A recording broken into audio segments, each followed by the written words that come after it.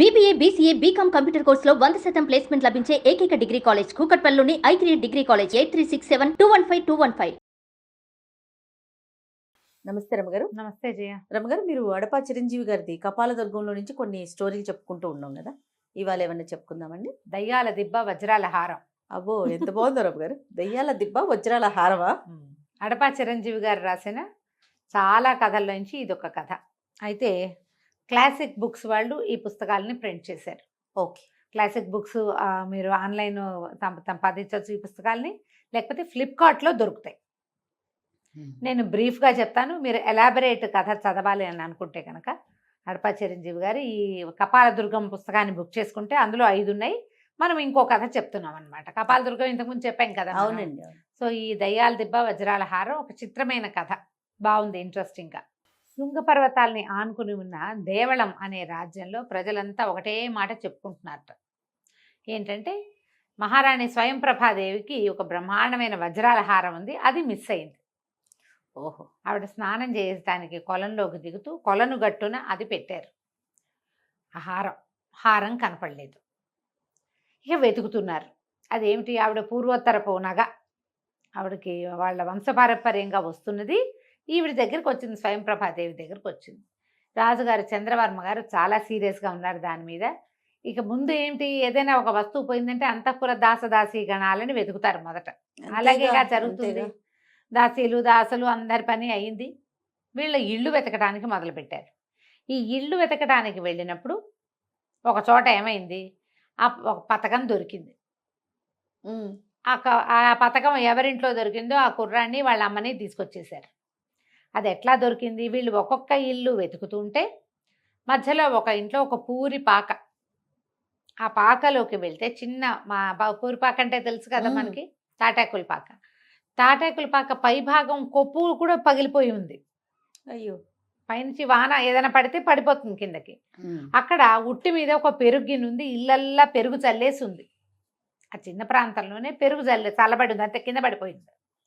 అదంతా కచాడుగా ఉండేసరికల్లా ఇక్కడ ఏదో జరిగిందని ఏం చేశారు, ఆ పెరుగున్న ఉట్టి మీద పెరుగు కుండ ఏది ఉందో దాన్ని దించారు. ఆ కుండలో అంత పెరుగుంది. తన ఊరికి ఇట్లా కదిపేసరికి లోపల మిలమిలలాడుతూ కనపడింది. ఏమిటి అని చూస్తే అందులో ఒక బంగారు పతకం కనపడింది. ఆ బంగారు పతకాన్ని అందులోంచి తీసి శుభ్రంగా కడిగి చూస్తే దాని మీద శంఖముద్ర వేసింది ఒక పతకం. అది పెండెంట్, మనకు తెలిసిందే కదా, లాకెట్ అంటాం, పెద్దది. బహుశా ఇట్లా ఉండి హారం, ఇక్కడ పతకం ఉంటుంది. ఈ పతకం కొక్కి ఊడి ఉంది. పతకం దొరికింది, హారం ఎక్కడ? ఆ ఇల్లు ఎవరిది, శశికాంతుడు అని ఒక కుర్రాడు, వాళ్ళమ్మ అనసూయ. వాళ్ళు ఇంకా ఇంట్లో లేరు, తల్లి కొడుకు ఇంట్లో లేరు. వాళ్ళు కూడా అప్పుడే బయట నుంచి చూస్తున్నారు. అప్పుడే సైనికులు ఆ ఇంట్లోకి వెళ్ళారు. అందరిళ్ళు పరిశీలిస్తున్నారు కాబట్టి వీళ్ళు బయట ఉంచున్నారు. ఈ పథకం పట్టుకొచ్చాడు లోపలికి వెళ్ళిన సైన్యాధ్యక్షుడు. ఇదిగో పథకం కనపడింది, ఎవరిచ్చారు నీకు చెప్పంటే నాకు తెలీదు, నేను ఇప్పుడే వస్తున్నాను అన్నాడు కుర్రాడు. పథకంతో సహా కుర్రాన్ని వాళ్ళ అమ్మని మోసుకొచ్చేసారు సభకి. సభ అంతా తీర్చారు. రాజుగారు మంచి ఆగ్రహోదగ్రుడుగా ఉన్నాడు. నానా తిట్లు తిట్టి కేకలేశారు. అబ్బాయిని చెప్పమన్నారు. చెప్పంటే అబ్బాయి అన్నాడు, నేను ఆ పని చేయలేదు, నాకు అసలు తెలీదు. ఈ లోపల ఏమైంది, ఒక 5-6 వార్తలు వచ్చినాయి. ఏమిటి, ఒక గండభేరుండ పక్షి ఈ హారాన్ని ముక్కును తగిలించుకుని కాలుగోళ్ళకి తగిలించుకుని పరిగెడుతున్నట్టుగా ఎగిరిపోతున్నట్టుగా చాలామంది చూశారు అని. మంత్రి గారు ఏమన్నారు, ఒక పక్షిరాజు ఇట్లా దీని గొలుసును తీసుకుపోతున్నాడు వజ్రాల హారాన్ని. ఈ తీసుకెళ్తున్న క్రమంలో ఆ హుక్కు ఊడి ఆ పథకం వీళ్ళింట్లో పడి ఉండొచ్చు, ఆ గుడిసె పైనుంచి. అది పెరుగు కుండలో పడ్డం వల్ల పెరిగిట పడిపోయింది. అంతేగా ఎత్తు నుంచి ఒక వస్తువు పడింది, నిండుగా ఉన్నది చిందింది. అలా జరిగి ఉండొచ్చు, అంటే ఇప్పుడు జరిగి ఉంటుంది. మరి పక్షిరాజు ఏడి? నమ్మకంగా ఉండద్దు. ఓ పక్షి ఎత్తుకుపోయింది అన్న మాట ఊళ్ళో ఎలా చెప్పుకుంటారు, కాకెత్తుపోయింది అనము. అలాంటిదే తప్పిస్తే అది నిజం అవడానికి అవకాశం ఉందా? పక్షి మాంసఖండాలు తీసుకెళ్తుంది, వజ్రాల హారం ఎందుకు పక్షికి అన్నారు రాజు. ఈ లోపల ఏమైంది, కుర్రాడు ఏం చెప్పాడు, నేను కూటికి పేదను కానీ కులాన్ని పేదవాడిని కానండి. మా నాన్న కొలువులో పనిచేసిన వీరమల్లుడు, ఇదివరకు భూశిస్తులు వసూలు చేసే ఉద్యోగంలో ఉండేవాడు. బందిపోటు దొంగలు వెంటపడితే ప్రాణాలకి తెగించి వాళ్ళతో పోరాడి శిస్తులు తీసుకొచ్చి ఇచ్చినవాడు. మా నాన్న గతించిన తర్వాత అలవాటుగా దాసీగణాల ఇళ్ల మధ్యలో ఉండటం అలవాటై సైనికుల ఇళ్లలో నేను అక్కడే ఉన్నా. నాకేం కొలువులో ఉద్యోగం లేదు, నాకేం ఇవ్వలా మీరు. నేను అలవాటుగా ఉంటున్నాం కాబట్టి మేము అక్కడ ఉన్నాము అంతే తప్పిస్తే వాళ్ళలో ఎవరితోటి నాకు స్నేహము సౌభ్రాతృత్వము ఏమీ లేదు. నేనేదో పొట్టకుట్టికి పని చేసుకునేవాడిని, చిన్నగా యుద్ధ విద్యలు నేర్చుకున్నాను అంతే. నేను మా అమ్మ నేనే ఉన్నాం, మా దగ్గర ఏం లేదు, నాకు అవసరం కూడా లేదు అని ఇక కాస్త గట్టిగా అబ్బాయి తిరగబడ్డాడు. తిరగబడుతుంటే వీళ్ళకి అమ్మో వీరమల్లు కొడుక, వీరమల్లు చాలా గ్రేట్ అన్నారు ప్రజలంతా. మంత్రికి కూడా తెలుసు, రాజుగారు కూడా వీరమల్లు గుర్తొచ్చాడు. అతను ప్రాణాలకు తెగించి బందిపోటు దొంగలతో యుద్ధం చేసి డొక్కలో దిగిన కత్తితోటి వచ్చి డబ్బా అప్పచెప్పినవాడు. అతని కొడుకుని ఇంత పని చేస్తాడని మనం అనలేం, కానీ సాక్ష్యాలు లేవు. వాళ్ళ ఇంట్లో పథకం దొరికింది అంటే హారం వాడికి తెలుసు. రాజుగారు ముందు వెనక ఆడారు, ఏమీ ఇది కాల. అయితే ఏమన్నాడు రాజు, అయ్యా నువ్వు వీరమల్లు కొడుకు అయినంత మాత్రాన్ని నిన్ను వదలలేం. అపహరింపబడిన వస్తువులో ఒక భాగం నీ దగ్గర దొరికింది కాబట్టి నువ్వు అపరాధివనే నమ్మాలి. అయితే ఒకటి మనకు ఒక లెక్క ఉంది ఏమిటి, ఇక్కడ అపరాధం ప్రూవ్ కాకపోతే వీళ్ళకి ఈ రాజ్యానికి ఒక దిక్కున దయ్యాల దిబ్బ అని ఒక ప్రాంతం, ఈ అపరాధిని తీసిపోయి అక్కడ వదులుతారు. ఓహో, వాడు నేరం చేయకపోతే తెల్లవారి తిరిగి వస్తాడు, నేరం చేస్తే ఇక అంతే కథ. ఓకే. కానీ ఎప్పుడు ఆ దయ్యాల దెబ్బకి వెళ్ళి తిరిగి వచ్చిన వాడు ఎవడి దాఖలా లేవు ఇప్పటిదాకా. ప్రజలంతా ఆశ్చర్యపోయారు, అయ్యో నవనవలాడుతున్నాడు కుర్రాడు, ఎంత చక్కగా ఉన్నాడు, చెయ్యెత్తు కుర్రాడు, వీడిని క్షమించి రాజ్యంలో యుద్ధంలో చేర్చుకుంటే సైన్యంలో చేర్చుకుంటే ఏ సర్వసైన్యాధ్యక్షుడు అవడానికి సరిపడా ఉన్నాడు, కండలు తిరిగి కుర్రాడు, వీడిని దయ్యాల దెబ్బ కప్ప చెప్తున్నారే, వీళ్ళ నాన్న వీళ్ళ కోసం చచ్చిపోయాడు రాజుగారి కోసం.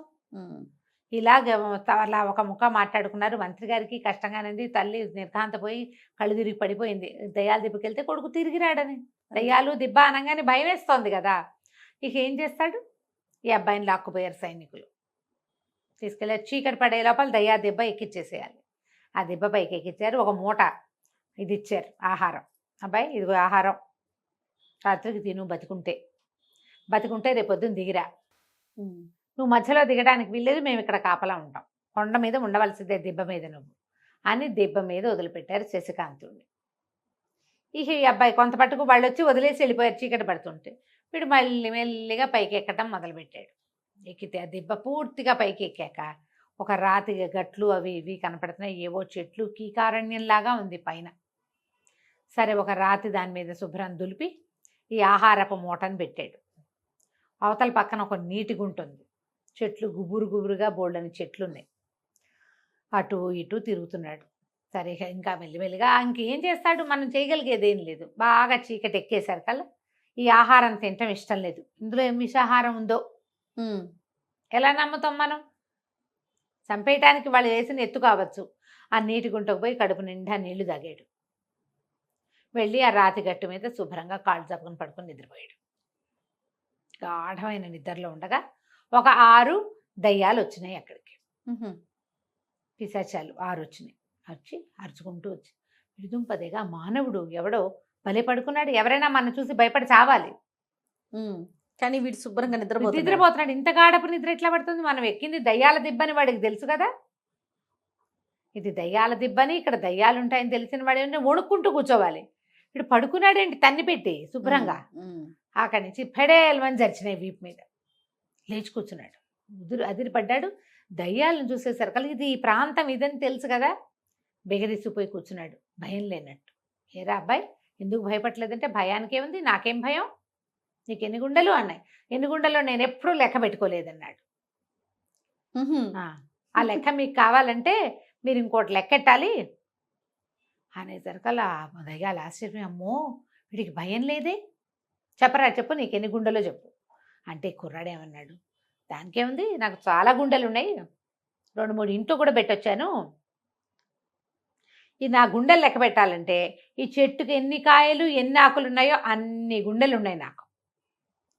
వెంటనే దయ్యాలు ఆశ్చర్యం, అమ్మ మాట్లాడుతున్నాడు వీడు అంటే లెక్క పెట్టమంటున్నాడు. సరే మేము లెక్క పెడతాం అన్నారు. అనేసరికల్లా వీడన్నాడు, మీరే ఎలాగ లెక్క పెడతారు, ఇంకా మీ ఫ్రెండ్స్ ఎవరో భూతాలు ఉన్నారన్నారుగా వాళ్ళని కూడా పిలవండి అన్నారు. ఆనంగానే వీళ్ళేవో పిచ్చి పిచ్చి కేకలు పెట్టినాయి దయ్యాలు. ఒక పెద్ద భూతాల గుంపు ఒకటి వచ్చింది అక్కడ. ఇవేమో 6 దయ్యాలు ఉన్నాయి, గుంపు వచ్చింది. వచ్చాక మేమందరం లెక్క పెడతామన్నారు వాళ్ళు. అంటే కుర్రాడు అన్నాడు, అలా కాదు, మీరు నా గుండెలు లెక్క తెలుసుకోదలిచిన వాళ్ళు ఎవరు, మేము 6గురం అని చెప్పినాయి దయ్యాలు. మరి భూతాలు కూడా 6గురే ఉండాలి, ఇంతమంది ఉంటే ఎట్లా, సమానంగా ఉండాలిగా. సరే ఆలోచించే, సరేనని మిగిలిన వాటిని పంపించేసినాయి. కొంతమందిని ఎన్నిక చేసి 6గురు బాగా లెక్క పెట్టగలిగిన నెంబర్లు వచ్చిన భూతాలని వెలికితీసి 6 భూతాలు 6 దయ్యాలు నుంచున్నాయి. ఇప్పుడు కాయలు ఆకులు లెక్క పెట్టాలి. లెక్క పెట్టుకోండి, కింద పడినవి కూడా లెక్క పెట్టాలి సుమా. లెక్క పెట్టాక అప్పుడు నా గుండెలు లెక్క చెప్తాను మీకని వాళ్ళని అడు పంపించి కాళ్ళు తప్పు పడుకున్నాడు మళ్ళీ. ఇక అవి ఇప్పుడు రావు, ఆ పని చేసుకుంటూ ఉంటాయి. ఈ లోపల ఇట్లా పడుకునేసరికి అతనికి ఒక నవ్వు వినపడి ఆశ్చర్యపోయాడు. ఎవరో ఉన్నారు కొండ మీద, ఈ గుట్ట మీద. చూసేసరికల్లా చెట్ల వెనకాల ఒక ముస్సిలి ఆయన, చాలా వృద్ధుడు, ఎండిపోయిన శరీరంలో ఒక ఋషీశ్వరుడు కూర్చున్నాడు. ఈ కుర్రాడు లేచి దగ్గరికి వెళ్ళాడు. ఆయన సాహసి పోయి, దయ్యాలకి భూతాలకి భలే పని పెట్టావు, ఎవరొచ్చినా ఈ కొండ మీద భయపడతారు, భయంతో వాళ్ళ ప్రాణాలు పోతాయి, నీకు భయం లేదు, గుండెలు తీసిన బంటువి, నువ్వు భలేవాడివి, నీ పేరేమిటి నాయనా, ఎందుకు వచ్చావు ఏమిటి అంటే అప్పుడు కుర్రాడు చెప్పాడు, ఇట్లా ఒక పథకం మా ఇంట్లో పెరుగు చట్టిలో దొరికింది, ఉట్టిలో ఉన్న చట్టిలో, మరి వాళ్ళేమో రాజుగారు నన్ను ఇట్లా శిక్ష వేశారు, బతికి జీవించి కిందకి వెళ్తే శిక్ష మాఫ్ అయిపోతుంది, పథకం సంగతి దైవాధీనం, పథకం వెళ్ళిపోయింది, వజ్రాల హారం సంగతి ఇంక అడిగే పని లేదు అనేసరికల్లా ఆయన అన్నాడు, నువ్వు సాహసివి, నీకేమి ఇబ్బంది లేదు, నీకు అన్నిటి జయమే లభిస్తుంది, రాజుగారు నేను మెచ్చుకుంటారు, నువ్వు నా దగ్గరికి రా, నేను ఇంకో కొద్దిసేపట్లో చనిపోబోతున్నాను, మీరెవరు ఇక్కడ ఎందుకున్నారంటే నేను తపస్సు చేసుకోవడానికి ఈ కొండ మీద ఉన్నాను, ఇక్కడ ఏ డిస్టర్బెన్స్ ఉండదు, మానవ మాత్రులు రారు, దయ్యాలు నా మహిమ వల్ల నా దగ్గరికి రావు, అవి తిరుగుతాయి కానీ నన్నేం చెయ్యవు, నా దగ్గరికి రావు, కాబట్టి నేను ప్రశాంతంగా చేసుకుంటున్నాను, నా తపస్సు ఫలించింది, నాకు మోక్షం లభించబోతోంది, కొద్దిసేపట్లో నేను చనిపోతా, నా దగ్గర అద్భుతమైన పరకాయ ప్రవేశ విద్య ఉంది, అది ఇస్తాను నీకు అని చెప్పి కాళ్ళు కడుక్కునిరా నీకు చెప్తానన్నాడు. కుర్రాడు వెళ్ళి నీటి గుంటలో కాళ్ళు చేతులు మొహం కడుక్కొచ్చి ఆయన దగ్గర కూర్చుంటే ఆయన ఒక మంత్రాన్ని ఉపదేశం చేశారు, అది ఎట్లా చెయ్యాలో ఉపదేశం అయ్యింది. ఈ అబ్బాయి అంతా తెలుసుకోగానే ఆయన కాస్త పడి చనిపోయాడు. ఇక ఏం చేస్తాడు, సరే ఆ దయ్యాలు భూతాలు ఏమో కాకులు కాయలు లెక్కెట్టుకుంటున్నాయి, ఇతను అన్ని పుల్లలన్నీ ఏరి చుట్టుపక్కల ఉన్నవన్నీ ఓ 2 రాళ్ళు కొట్టి కొంచెం మంట సృష్టించి ఆయనని దహనం చేసాడు కొండ మీద. నీటి గుంటలోకి పోయి స్నానం చేసి గట్టు మీద కూర్చున్నాడు. తెల్లవారిపోతోంది. ఎప్పుడైతే సూర్యోదయం అవబోతోందో దయ్యాలు భూతాలు అన్నీ ఎగిరిపోయినాయి, వాటి లెక్క తేలలేదు, ఎప్పటికి తేలుతాయి, చెట్ల మీద ఆకులు కాయలు లెక్క పెట్టడం సులువా, ఓ పక్క నుంచి పెట్టుకుంటూ రావాలి, ఎప్పుడవుతుంది అది, పెద్ద మామిడి చెట్టు అదేమో. తెల్లారేసరికల్లా ఇంకేముంది ఇక్కడ చేసేది, కొండ దిగి వెళ్ళటం మొదలుపెట్టాడు. ఈ గుట్ట దిగి వచ్చిన వాడిని చూసేసరికల్లా నిర్కాంతపోయారు సైనికులు, ఊరిని చిచ్చరి పిడుగు ఎలా ఉన్నాడు వీడు, సరే వీడిని వెంట పెట్టుకు తీసుకెళ్లేసరికి రాజుగారు చాలా మెచ్చుకున్నారు సభలో, భలేవాడివి, నువ్వు చాలా ధైర్యశాలివి, నీ దగ్గర ఏ తప్పు లేదు, అందుకే నీకే భయము లేదు అని చెప్పి ఒక పళ్ళె నిండా బంగారు కాసులు పోసి అప్పచెప్పారు. నువ్వు రాజ్యంలో పని చేయదలుచుకుంటే సైన్యంలో పని చేయొచ్చు, నీకే ఉద్యోగం కావాలంటే ఆ ఉద్యోగం తీసుకో అని ఆ డబ్బు ఇచ్చారు. ఇస్తే అబ్బాయి ఏమన్నాడంటే, చాలా సంతోషం మహారాజా, కానీ వీరమల్లుడి కొడుకు మీద అపరాధం వేసి కొండ మీదకి దయ్యాల గుట్ట మీదకి పంపించారనే మాట నేను జన్మాంతం మోసుకోవాలి. ఆ పక్షి పట్టుకెళ్ళిన వజ్రాల హారం అది ఎక్కడుందో దాన్ని పట్టుకొస్తే గానీ నేను కొలువులో చేరను. దానికోసం ప్రయత్నం చేసి తీరుతా. అది కదంబ రాజ్యం వైపు ఎగురుతూ వెళ్ళిందని వార్తలు వచ్చాయి వీళ్ళకి. నేను ఆ రాజ్యానికి వెళ్ళి వెతుకుతాను, నా ప్రయత్నం నేను చేస్తానంటే సరే రాజుగారికి నచ్చింది ఆ మాట. అలాగే నన్నాడు. ఈ రాజుగారు ఇచ్చిన వరహాలు పట్టుకుని తల్లి కొడుకు ఈ రాజ్యాన్ని వదిలిపెట్టి ప్రయాణం మొదలుపెట్టారు. ఎక్కడికి వెళ్ళారు, ఏం చేశారు మనం వచ్చే భాగంలో చూద్దాం. బాగుంది రమ్మగారు. నమస్తే అండి. నమస్తే జీ.